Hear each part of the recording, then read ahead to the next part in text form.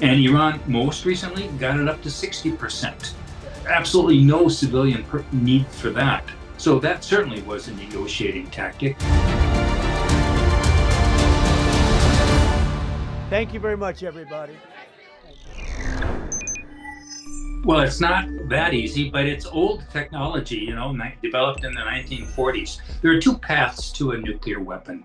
One is to enrich uranium ore, which is in the ground. It's only got a very small percentage of a fissile isotope, U-235, uranium-235, and you got to get it up quite a bit. The other path is producing plutonium in a nuclear reactor and then reprocessing it, which means to purify it, take out the other elements, the impure stuff, and you get plutonium.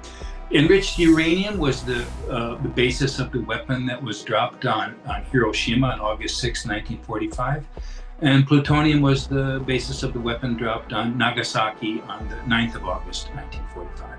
Well, it's a negotiating tool, certainly can't deny that, but it's also more than that. Iran has a lot of uranium ore and they have a lot of plans to have nuclear power. They have a nuclear power plant, and you need enriched uranium as fuel for a nuclear power plant. Now, most countries would buy the fuel from Spain or Russia or the United States.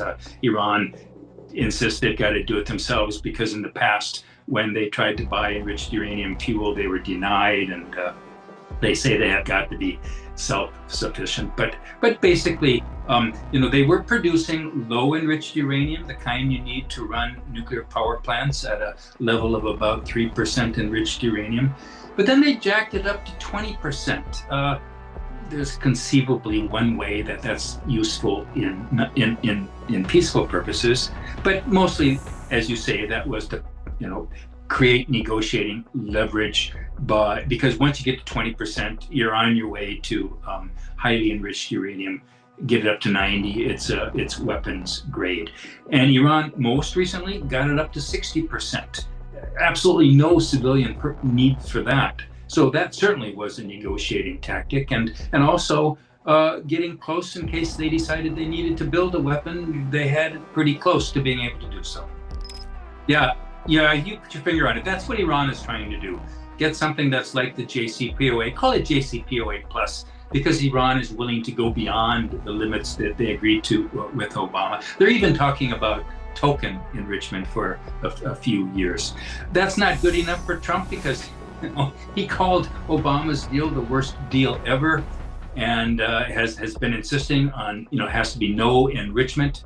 So the difference between no enrichment and a little bit of enrichment, it's like, no pregnancy and a little bit pregnant. Huge difference. And getting beyond that divide, I could do it if I were negotiating and the other side was reasonable. I think as a diplomat, I could come up with something that would be a compromise both could live with. But Trump is not willing to make that compromise, and neither is Iran. No, I don't. No, I disagree with that. Trump has shown, a great willingness to support, an eagerness to support Israel, but in various times he has disagreed with Netanyahu and gone his own way. The Iranian nuclear program is what is most important to Trump, and if he could get no enrichment, he would take that deal. I don't think Netanyahu would. Netanyahu wants Iran to go beyond that and limit its ballistic missiles and stop its support for Iran's proxies in the region. So Israel has a three-pronged goal. Trump just has the nuclear goal, and if he could get that, I don't think he would feel obliged to keep pressing because Netanyahu wanted the other things.